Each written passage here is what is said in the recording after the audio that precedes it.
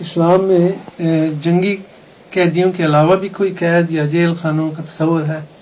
ہاں، عورتوں کو گھروں میں قید کرنے کا حکم فرمایا ہے، اس لیے کہ ان کے لیے ان کی عزت کے احترام کی خاطر ان کو یہ نہیں فرمایا کہ جیل خانوں میں بھیجو.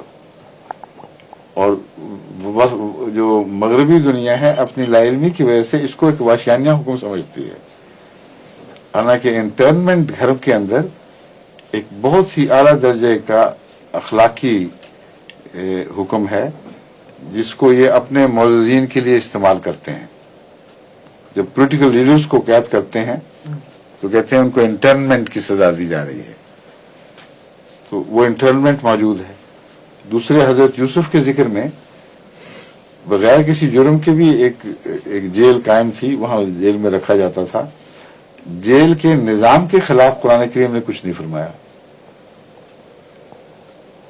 2-3 آدمی وہاں اکٹھے بتائے گئے، ایک حضرت یوسف جو سراسر ظلم کی راہ سے بھیجے گئے، ایک جس کا جرم ثابت نہ ہوا، اور ایک جو مجرم ثابت ہوا.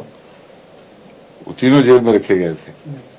تو جیلوں میں رکھنا قرآن کریم کی روح سے منع نہیں ہے،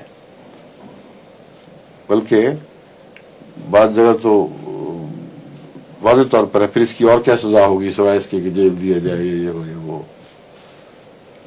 یہ بیان کرنے کے باوجود جہاں قرآن ان کی باتوں کی واضح نفی نہیں فرماتا یا اور ایسے اشارے نہیں رکھتا جس سے یہ ثابت ہو کہ یہ گزشتہ میں تو جائز تھا اب جائز نہیں رہا، وہاں عموماً علماء امت کا یہی مسلک ہے کہ اس کو رد نہیں کیا جا سکتا.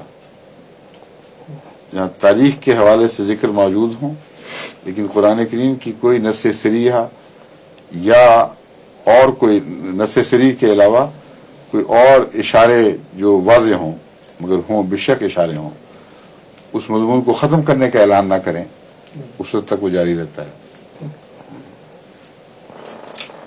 ظہور